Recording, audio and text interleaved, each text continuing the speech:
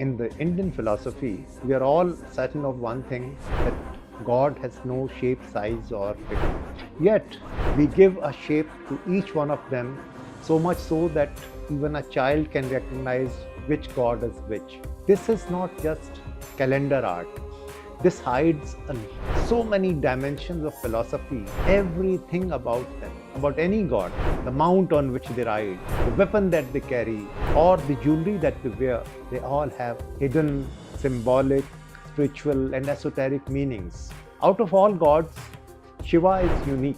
He wears no ornaments, no adornments, whereas other gods have jewelry and other things. Shiva is known for his matted hair, snakes, tiger's skin, trident, and his famous Damru. Each one of them has deep layers of meaning. For the man on the surface, it's a lovable god.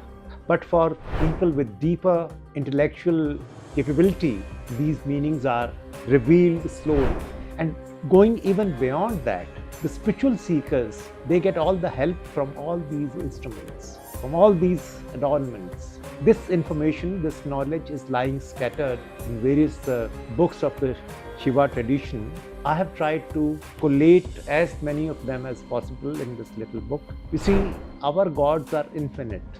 No human being, or for that matter, even divine personality, can ever bring all of them together. My endeavor here is that this would interest you so much that you will like to go even deeper into this ocean.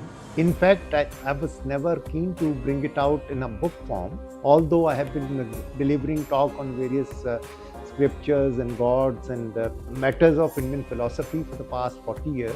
But never ever I thought of ever writing a book on Shiva's Alankar or adornments. The book was occasioned by a strange incident.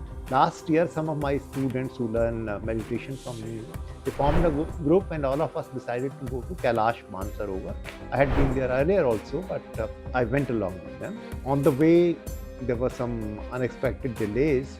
To while away the time, they started asking me, is the trident or damru just a musical instrument and a weapon, or is there some hidden meaning also? Of course there are. So we used to have those series of talks there, and I had promised that by the time the trip ends, I'll be talking about certain other factors also. Unfortunately, there was a small accident I had.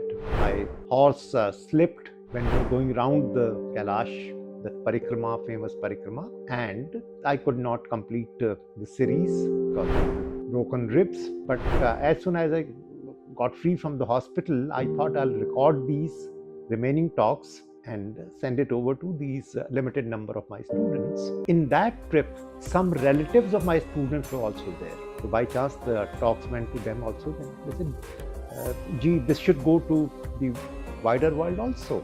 So that's how we decided to bring it in a book form. As I said, the idea is not to just encapsulate what Shiva and his adornments are. Things go way beyond that. The whole idea is that the reader should know that what we just treat as a loving God is actually an ocean of knowledge, ocean of information.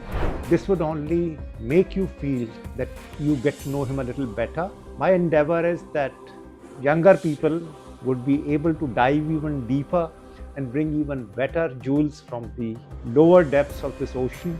Even if you try it for 100 lifetimes, you can never get to know the full Shiva, but the very feeling that there are those hidden layers, it's so satisfactory, and so it increases your love for this God so much, and I want to try to be a catalyst in that.